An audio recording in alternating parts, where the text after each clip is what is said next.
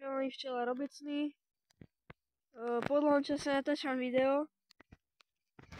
Dneska som robil prehliadku tohto Mini Plusu a matka tam bola, taká menšia, ale pravdepodobne nesparená, ale už by mala byť, lebo sú tu celkom dlho, za chvíľu to bude mesiac.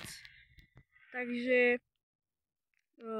videl som tam vajíčka, bol tam trúdi zaviečkovaný plod, pretože tá matka sa videla zrovna, keď bolo nepriaznivé počasie.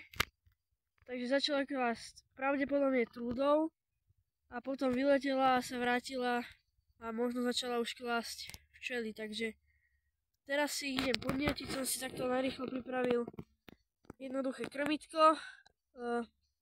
Takto som si tam dal cukorný roztok a vidličky, aby sa včely neutopili.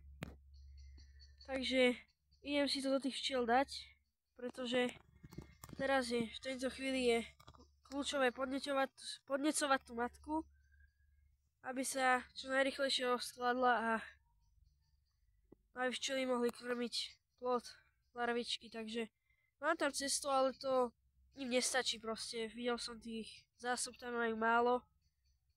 Takže dám im aspoň takúto tekutú, nemajú vúli, takú tekutú stravu.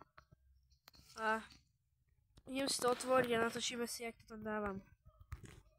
Takže ideme. No takže cesto som si dal na dno, pretože tam boli nejaké včely. Nechcel som ich teraz už večer strásať. Takže toto som si takto položil na vrch. A včely by si takto som si tu popklapkal, aby si našli tú cestu k tomu krmitku. A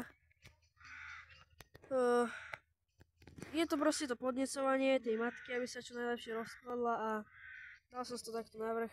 Cesto som si dal dole, takže vidíme sa pri ďalšom videu.